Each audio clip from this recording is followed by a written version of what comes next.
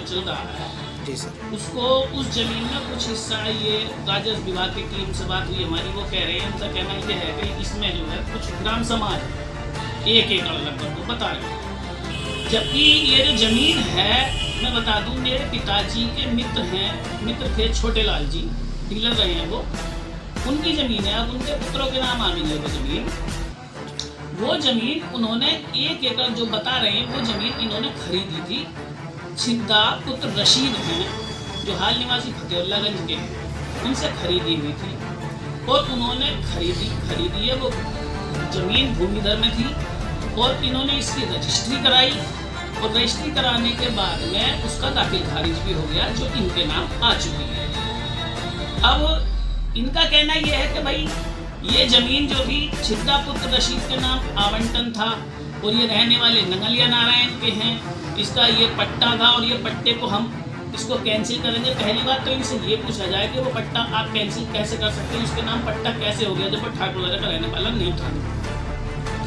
दूसरी बात ये कि अगर छिद्दा पुत्र रशीद से छोटे लाल जी ने ज़मीन खरीदी थी तो उसका दाखिल खारिज भी हुआ, वो दाखिल खारिज कैसे हो गया, इसमें कितने लोग फंसे हुए हैं। उस टाइम के रजिस्ट्रार जिन्होंने उसकी रजिस्ट्री करी, उसके बाद उस टाइम के तहसीलदार जिन्होंने इसको दाखिल खारिज करके इनके नाम चढ़ा दिया गया। तो पहले तो वो लोग फंसे इसमें, पहले उनसे जवाब लिया जाए, उसके बाद ये यहाँ पर आए कि हाँ भाई हमने पेमेंट दिया है उसको, छिद्दा पुत्र रशीद को पेमेंट दिया है, पैसे लेकर के खरीदी गई, फ्री में नहीं ली गई, तो उस जमीन को हम कैसे छोड़ सकते हैं। अच्छा सर, सूत्रों से पता चला है कि वो ज़मीन 11 एकड़ है। 11 एकड़ उनकी अपनी है, बाकी की उनकी अपनी दादालाई ज़मीन है, उनकी खरीदी भी नहीं है, खरीदी यही ज़मीन थी 1 एकड़ उनकी जो खरीदी है जी।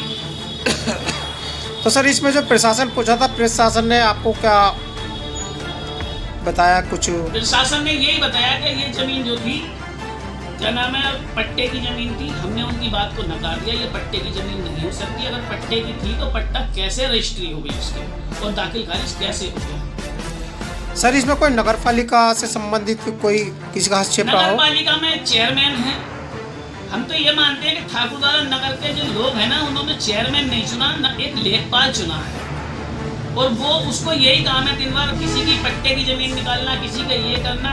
उन चेयरमैन साहब से अपने जो रिश्तेदार हैं उनकी दुकानें अभी तक खुलवाई नहीं गई, जो कि शहर में बनी हुई तिकोनिया बस स्टैंड पर, वो काम अभी उनसे नहीं हुआ।